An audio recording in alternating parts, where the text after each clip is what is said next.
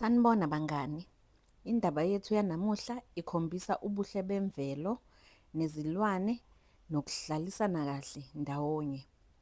Indatshana yethu ithi uphindile uyokha amanzi. Phindile is a kind girl who lives with her little brother Thando and their grandmother. Kids, have you ever fetched water from the river? Let's follow Phindile to the river. Isekuseni ilanga liphume kamnandi.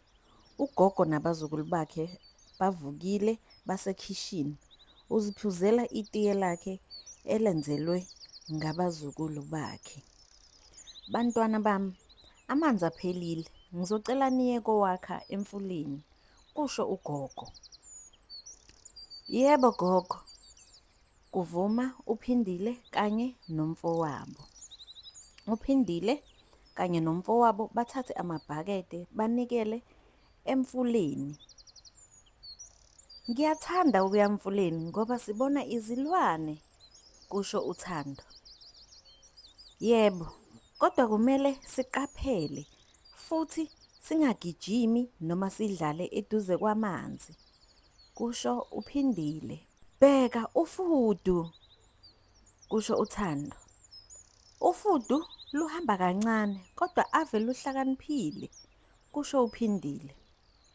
uPhindile uyashibilika kuchitheke ibhakede lakhe elinamanzi elesibili. Hawe ma, kukhala uPhindile. Ncese, phephisa dadewethu. Babuyela ekhaya bethokozile.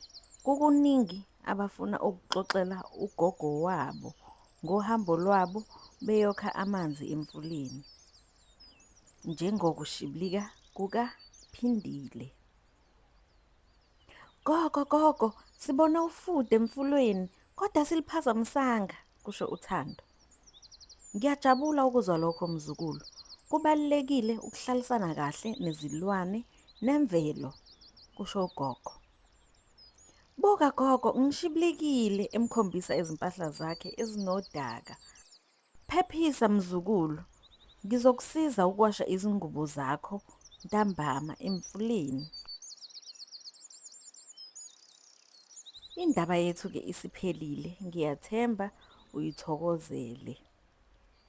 What animal did Thando see in the river? What animals did you spot in the story? Let me know in the comments below. And from the story, I would love to teach you a few things like forming sentences. Amanzi ayimpilo, and that means water is life. Hlonipha imvelo, respect nature. Kuyathokozisa ukusebenza ndawonye. It's fun to work together. I hope you have learned a few things from the story.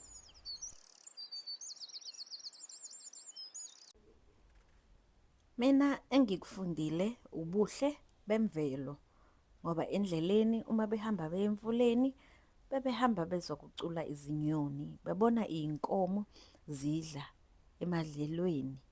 Baphinde futhi bafica umfula umuhle, uhlanzekile, amanzi ecwebile kanye nezilwane zithokozile ukuba semfuleni nasendaweni enhle behlalisene ndawonye. Ngabe ufundeni wena mngani? Let me know in the comments, how do you get water at home and how do you use it? Just tell me what was the best part about the story and what did you learn? We've come to the end of our video. Please don't forget to like and subscribe for more Zulu stories.